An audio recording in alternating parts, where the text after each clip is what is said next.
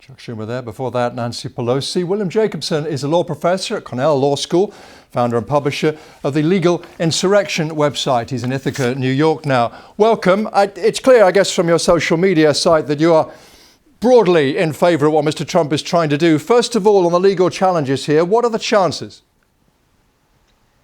Well, I don't think ultimately the chances are very good. I think that the president, any president, when it comes to matters relating to admitting people to the country, immigration in general, has among the broadest authority that a president can have. So I don't think that ultimately those challenges are going to hold up.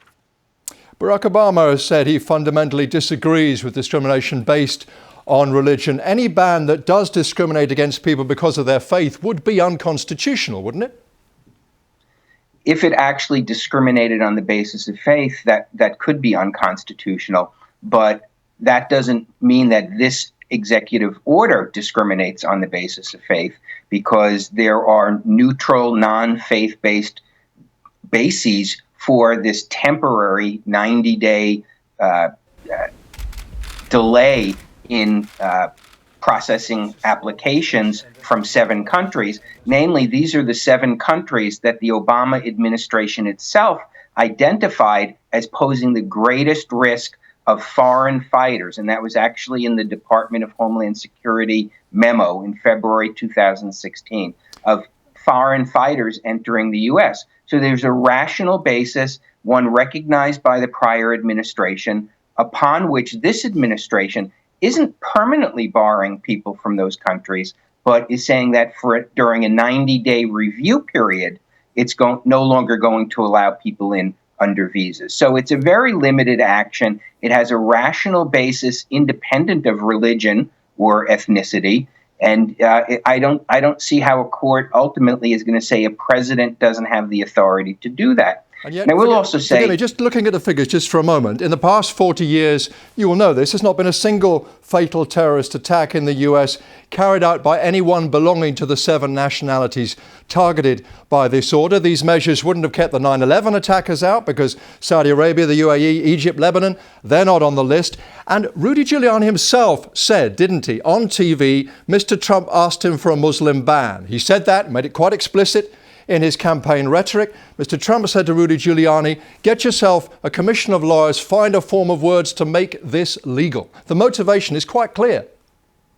Well, I don't know if that's actually the motivation is clear as to what was currently done. Rudy Giuliani said that when this first issue came up, that was the discussion. But I don't think he said when that was. And if it's when it first came up, that was over a year ago.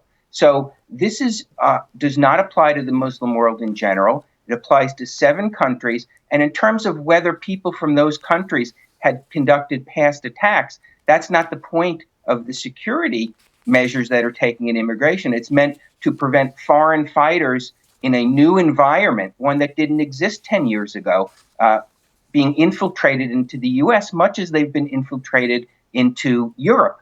And ISIS's stated goal is to infiltrate people. That's not something that existed several years ago. So I think it's apples and oranges to say just because no one from these countries has previously attacked, that there isn't a real threat. And if you're saying that it's bigotry by Donald Trump, why would the Department of Homeland Security in 2006, when President Obama was in office, why would they have identified these 7 countries as representing unique threats to the nation? So I don't agree with that.